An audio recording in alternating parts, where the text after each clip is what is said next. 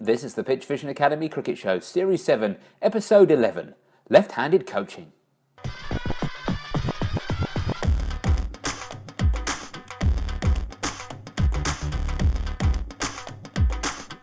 Coming up on this week's PitchVision Academy Cricket Show, we talk about the implications of a study which has found that batting left-handed, if you're a right-handed person, might help your batting. And what does that mean for the implications of coaching? We get into that in some detail with a question about how we coach youngsters these days, and we help a fast bowler find an action by helping him copy someone else. All that and more coming up on this week's PitchVision Academy Cricket Show.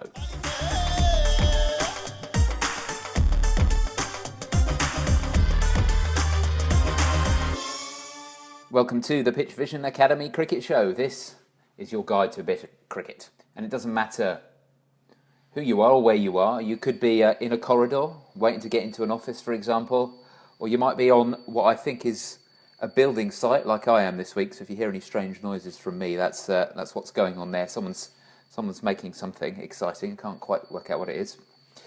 Or you could be on your Easter holidays. And that's exactly what Mark Garaway is doing. Normally, of course, he is in charge of things at Millfield School Cricket, but right now I think, Gareth, you're at home, aren't you? I am today, but we've had a course going on all week, which has been good. So I've jotted in and out of that because there's far more appropriate people to be leading that course who do a far better job than me. So I was assistant coach yesterday, which was quite nice. And then next week we've got Gary Kirsten doing a course with us, which would be great to have him back with us. And then I'm flying out to the West Indies to do some stuff with Andrew Strauss. So, all good. And while Gareth picks up all those names that he's just dropped, let's catch up. I had a chat with Ian Botham the other day as well. I've just checked that in. Let's catch up with Sam Lavery, who is also in charge of things, but at Portsmouth Grammar School. He's a cricket professional there. Hello, Lavers. Hello, David. No names to drop, no big ones at the moment, I'm afraid. No. And that's only, I've been coaching Henry Wolfe, who's an under 14 at Portsmouth Grammar School. If anyone's kind of recognising him, but that's about the extent today. You never know. He might eclipse all of those ones, mate. You never know, eh? Well, he's got a chance.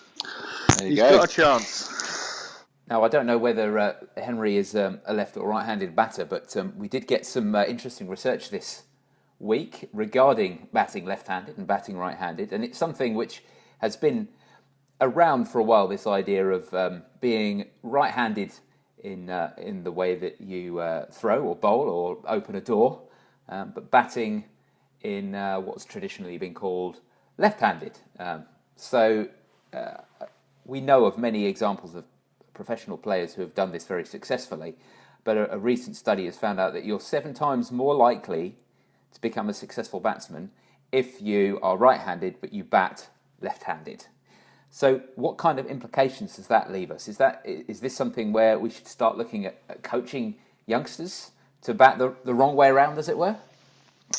Well, I think yes is the answer to that, but I've thought yes for a long time, not off the back of this article and this bit of research, but I think at the younger ages, definitely, and I look at my son, who's got a limited interest in cricket, nothing more than that, and really he only tends to play it when his cousins are around. But he hits a reverse sweep brilliantly, yet stands right-handed batters because that's what he's seen. You know, he's seen me batting right-handed or trying to, and he's copied a bit of that, which is similar to some of the things that were put in the research, that we tend to copy those role models or those closest to us that we see doing stuff. But actually, when I bowl the ball or throw the ball outside leg stump, he turns around and whacks it through point. Or right-handed point, which is really interesting. So for him, if he wants to pursue cricket, which I'm not sure whether he does, but if he does, then we'd definitely experiment at the age of 7 or 8, which is where he is now. We're trying a bit of left-handed and right-handed, and I've often thought that it's something that at the younger ages, you know, from a sort of infant side of things through to 9, 10, 11, somewhere around there, that we should experiment with these things. And I reckon that there's definitely something in it. I've played with people who have done that. David Gow way back was somebody who did it, and equally I played with a guy in the same team as David Gow called Kevin James that used to bowl and bat left-handed and then throw right-handed. So again, it goes back to me to let's give people the opportunity to experience as many things as they want and they can do, and give a go at both things, throwing right and left-handed, bowling right and left-handed, batting right and left-handed, and see which one fits with them. We've seen an example recently in the under-19 to somebody who can bowl left arm spin and right arm spin. Let's have a go at that. So to me, at the younger age groups, I think we should take the shackles off really and let them have a go at everything. Levis, do you think there is an argument once someone is sort of set on something that they can change? Because there are examples of players who have changed their mind, aren't there? Yeah, we've got examples of people who've definitely who've changed at some stage, and I guess it's generally working on the time scale that you've been in a particular habit already, and the time scale that's also ahead of you in which you can change, and also the commitment that you're willing to kind of make to making that adjustment. As Gareth said, if you're 6 or 7 years old, it's probably an ideal chance to try all these different methods and see what works for you. And equally, you'd understand someone if they were kind of 35 years old and had played cricket for 25 years already, that maybe changing from right-handed might be a little bit more ambitious or unrealistic, given that they might only be playing for another 5 or 10 years. So I definitely think we can expose them to the opportunity. One of the things I would suggest is it's probably a little bit of a... not a weakness of the old method, but probably highlights one of the previous kind of coaching methods that was kind of pushed out across coaching boards around the world, which was do it like this. So everyone had to learn to demonstrate things, and as a result, people would copy. And that's definitely something that we try not to do as much these days, is saying, I do it like this, you should do it like this. And it's trying to communicate in a different way to try and allow people to do it. And often we talk about chasing the outcome a little bit more. So saying, hit the ball over there and do it the way that you want to do it. And then potentially refining that. So, slightly more...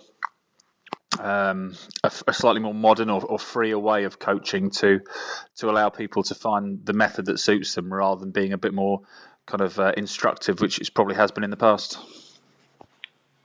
I've got a good story about that. I did my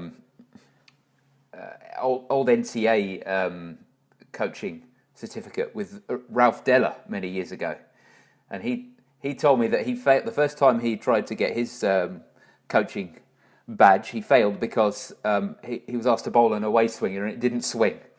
So that's how the demonstration of skills has changed over the years. If you couldn't bowl an away swinger or a leg break many years ago, you couldn't be a coach. And now it's slightly different from that. But yeah, why not try it, I guess, is the question.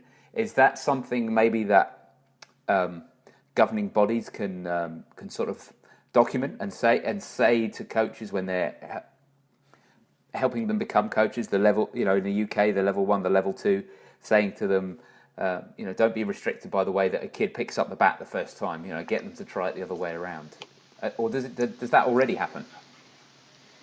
Well, I think it's crept in now. I mean, I've not been involved in too many level 1s and 2s in recent years, but certainly level 3 wise, and we're having an increasing number of coaches that are working with younger age groups at level 3 now, which is fantastic. Yeah. And we certainly don't put any barriers or any ceilings on anything. And for guys that have been coaching a long time, I suppose, because of the experience that you've given there. I mean, I nearly failed my level 2 on the fact that I couldn't bowl a googly. I spent the whole of the previous week trying my best to learn how to bowl it, because I was so worried about not being a good coach.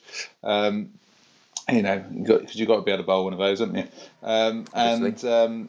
Obviously. And I think we are getting a bit more open around that sort of thing. But the guys that have been through the old system, I suppose, have found it quite difficult to make the adaptation to the new one. And I think we might have a question which probably gives a bit of insight into that coming up. So don't want to give too much away before we get to our questions. But I think we're moving in the right direction, definitely. And all of the stuff that was done before was brilliantly well intentioned, was a fantastic starting point for the game, and probably the reason why we're able to watch cricket as we are at this present moment in time in the middle of the World T20, which is just incredibly exciting. Watching Kohli bat the other day in a conventional fashion but with a modern twist was just wonderful. And speaking of which, you can see an analysis of that on the PitchVision website at the moment. A few screenshots of him batting and some tips for people who want to maybe take a couple of ideas from Kohli into their own game. But let's get to the questions. Before we do that, let's do the yes/no round, which is 3 questions that can only be answered yes or no, no matter how much more that the team want to say. I've got the questions, so let's fire away. First question. Bowling well at the captain in nets increases your chance of selection. Yes. Second question. Too much stopping to review during practice can be bad. Yes. Third question. It's risky to play safe. Yes. Yeah. Look at that. All the yeses. Lovely.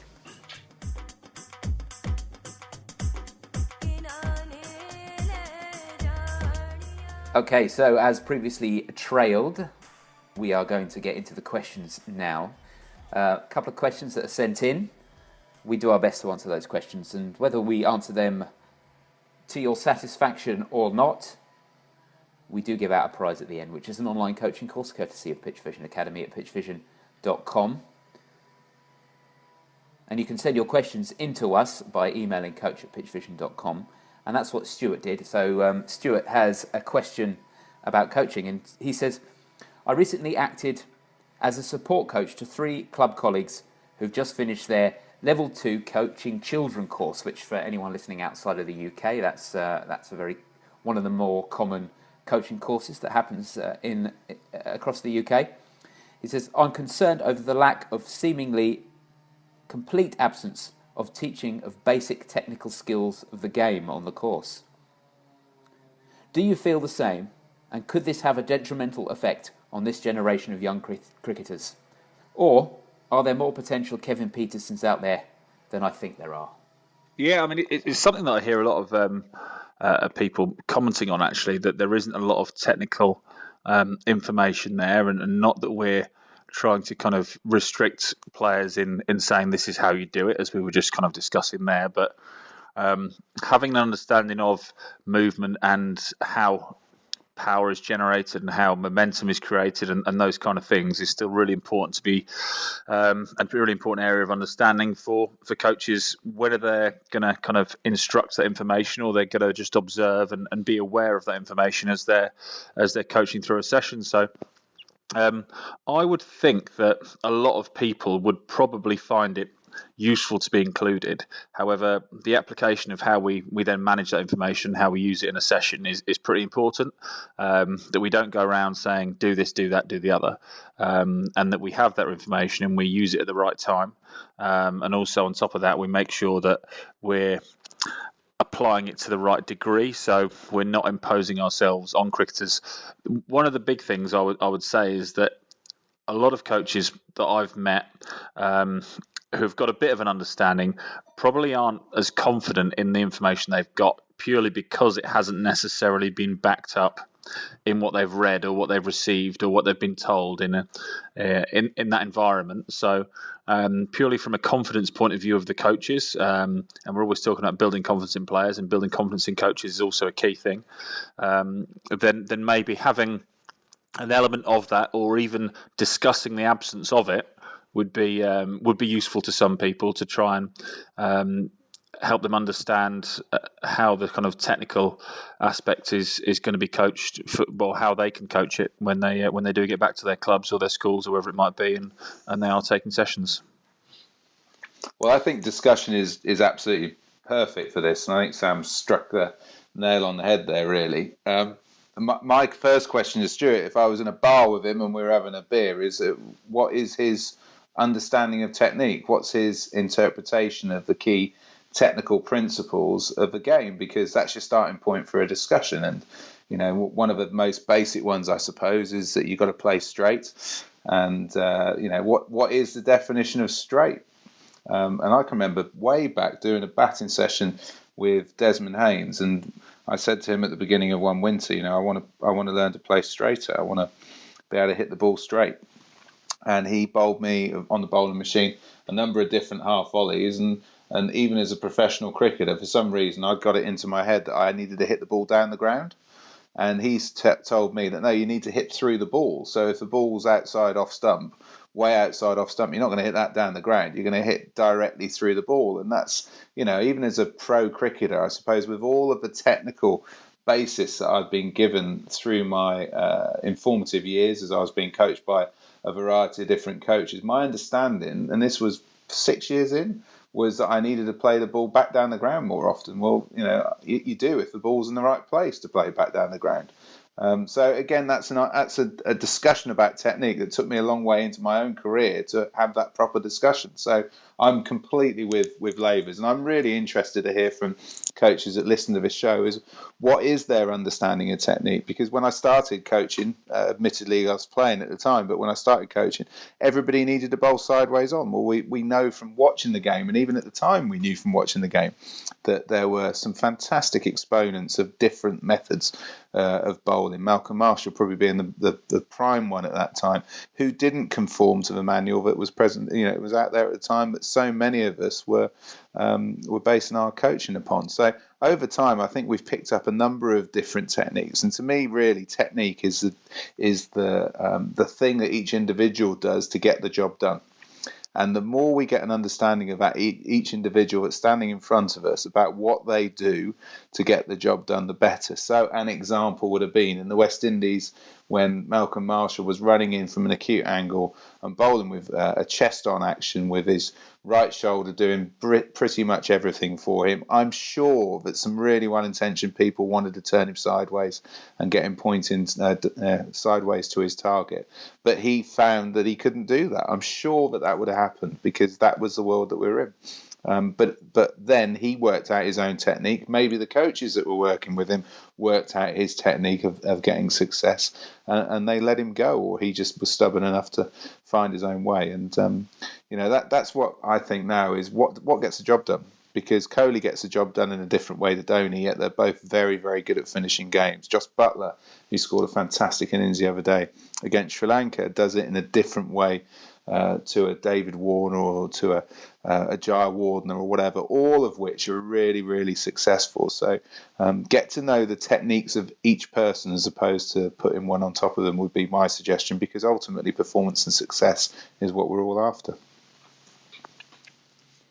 If you start with technique, then you automatically start trying to think of specific things that are going to work for as many people as possible. But if you start with the end of what you're trying to achieve, with scoring a run, hitting a boundary, taking a wicket, putting the ball in the right place, then that is going to lead on to the technique that works best for that person. And if you start there and work backwards, rather than saying, okay, what is the technique that is going to achieve this? I feel like that's a good way to sort of flip your thinking around a little bit, and instead of going, well, I've read that in the MCC coaching manual you must do this, this, and this in order to hit the ball straight. So that's the only way that I can do it. You start with thinking, how can I hit the ball between those two cones over there? Yeah, absolutely. And it's a framework, wasn't it? That's all that MCC handbook was. It was a starting point, a framework that everything else has come off the back of. So it's certainly not been critical of the manuals that have come out over the history of time, because it's fantastic. It's got us to where we are now. But and loads of people love frameworks. They want that framework to coach from and by. But ultimately, we only have to really watch a game of cricket and watch any of us T20 now, not just for the funky shots, but just a different way that people go about doing pretty much the same thing. And it's fantastic to see. That's why world events are wonderful, because there's that collection of cricket, isn't it? It's on every day. There's different teams, different players playing every day. And it's fantastic for us to watch that. So, yeah, starting point for me is discussion around what is technique to each individual person. But ultimately, coaching the outcome back. I think also it's very easy in a world where there's a YouTube video for everything, that if you do a Google of how do I play a cover drive, you'll get 5 tips on how to play a cover drive, and they tend to be things that work for most people, but they aren't necessarily the thing that's going to work for that particular person watching that particular video. So that's where it's very easy to fall into that. All I need to do is follow these 5 tips, and I'll be a better batsman. But actually, it's a lot more nuanced than that, isn't it, Lavers?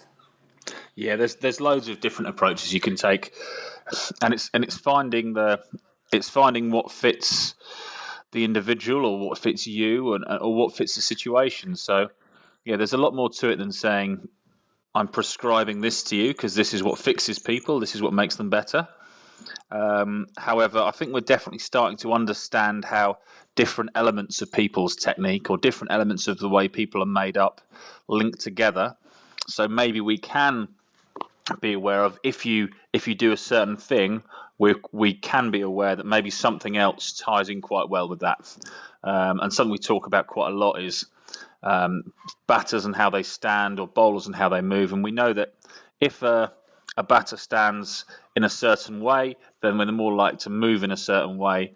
And that's just really simple information for us now that does make it a little bit more applicable in that we can be quite specific, but with a general group as well. So we know that if someone stands with their feet closer together, for instance, they're more likely to be effective if they focus on moving with their head, or whatever it might be. So even though we're not across the board, and maybe in terms of a coach education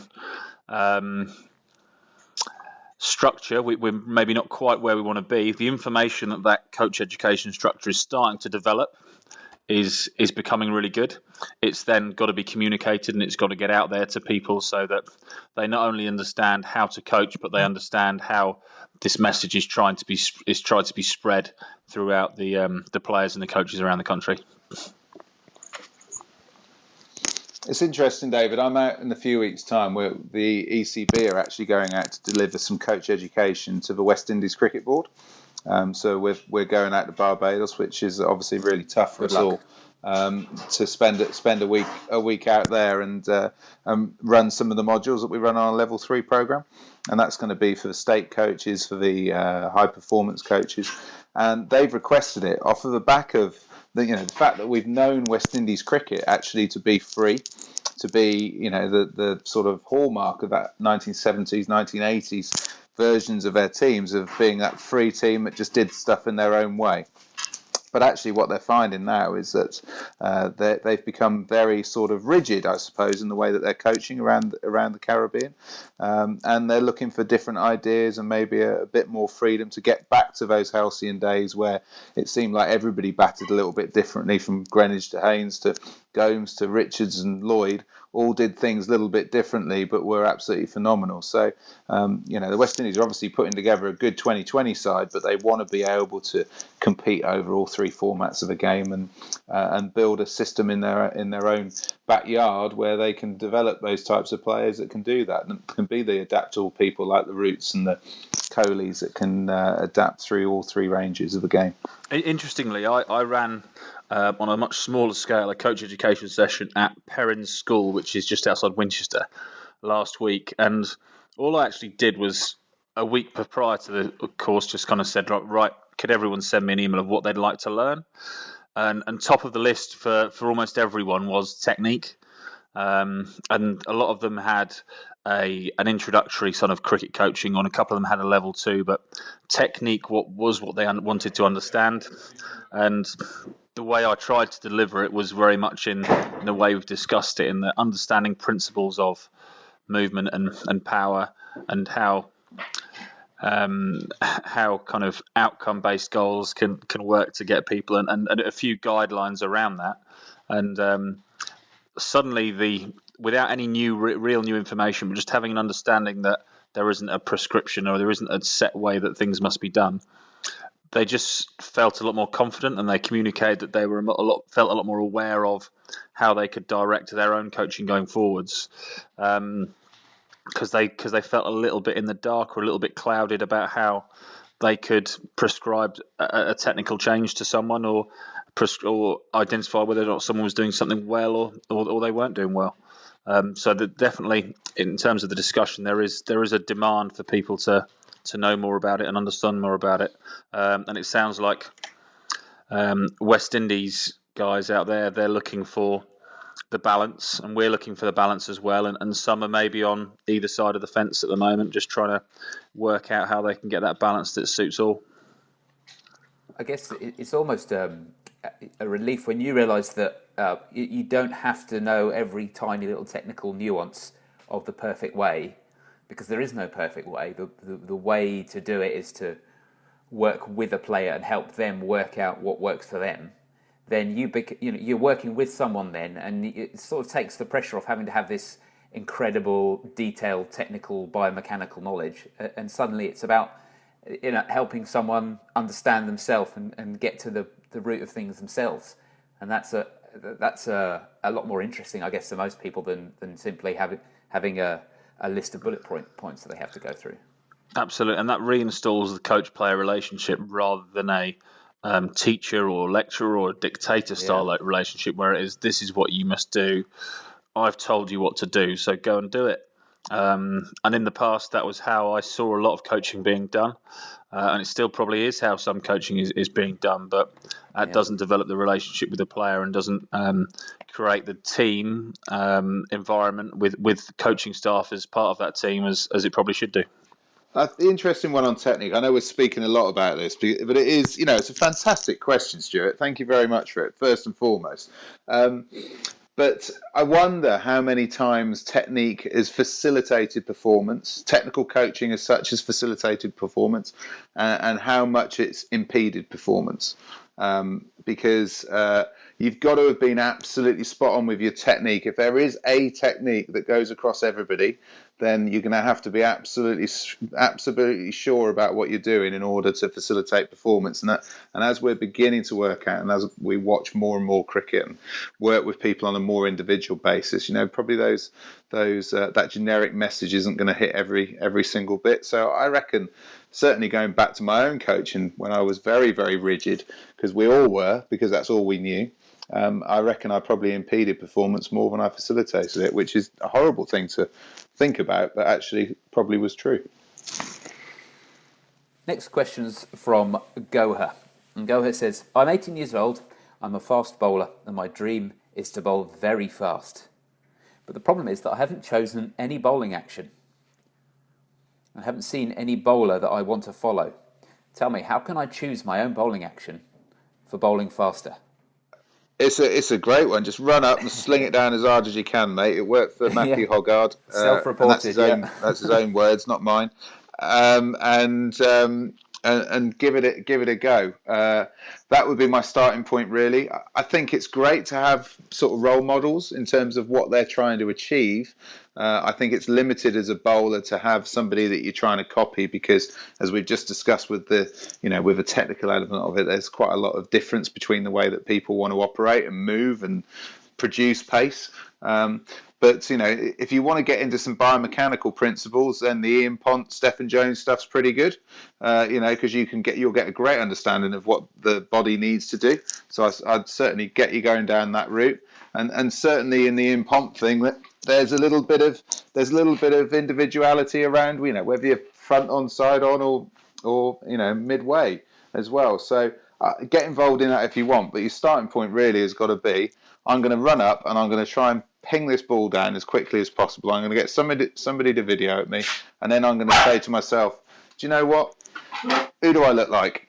What am I doing that they're doing? And then maybe narrow it down that way. But don't just try and copy everybody, because you get yourself in the right pickle. I'd agree there. And honestly, I'd say that the things you want to copy are probably attitude, and rather than physical characteristics, because you're all slightly different. But if you copy someone's intent and their attitude and their commitment to what they do, that's probably a really good thing that you can take from people that you see, because you can be pretty sure that most people who've made it to the top of the game or to the higher levels have probably got a pretty good attitude towards the training and towards the bowling and towards how they prepare and how they review and all those kind of things. So if you are going to copy anything, I'd be looking at that. And then when you're a little further along the line and you've started to understand what type of bowling action that you have rather than what you want, then, as Gareth said, you can kind of maybe put yourself alongside a person who's got some similar characteristics. The interesting one for me, and I don't know whether it's the same for you, Sam, but we've got 20 odd people on our fast bowling program, all of which bowl very differently. But there's some consistent themes that are going on in there, which are very, I wouldn't say tent peg related, but there's some real good generic stuff that's going on in all of their actions. But the bottom line is that they're being packaged up in their own body a little bit, which is fantastic. And I think, that's a great thing to try and aspire to. But often when you ask them who their bowling role model is, when you've got an idea in your own mind what they look like and who they look like, they come up with a completely different name.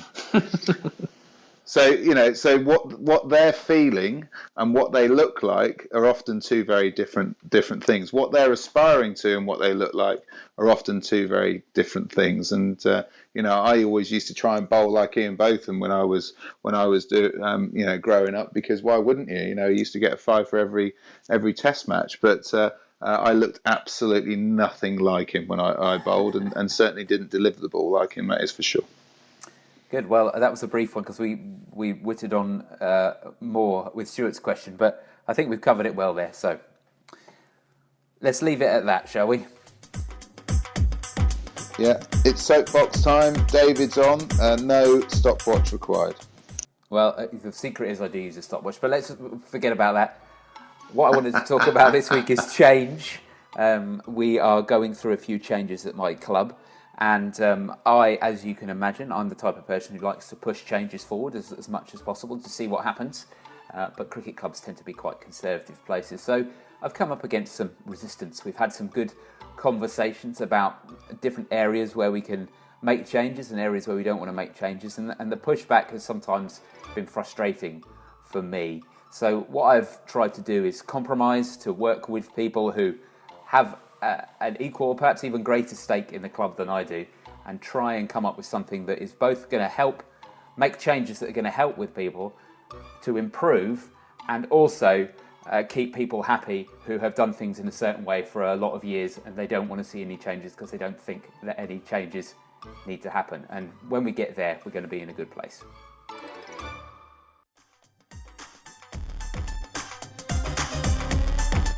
Okay, that is the end of the show for another week. There is one more thing we're going to do before we leave, which is to decide on the winner of this week's competition, the online coaching course from PitchVision Academy at pitchvision.com.